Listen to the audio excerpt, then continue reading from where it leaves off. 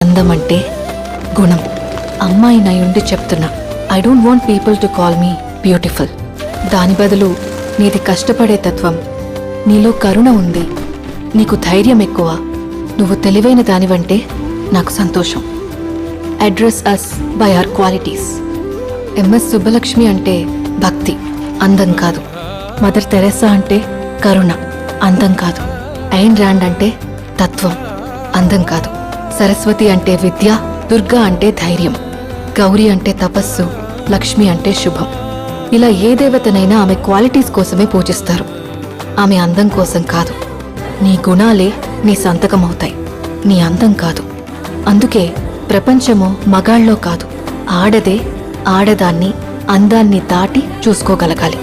అలా అందాన్ని దాటి చూస్తే ఆడదానిలో ఒక సముద్రమే కనపడుతుంది. గుణాలతో నిండిన ఒక దేవతే దర్శనమిస్తుంది.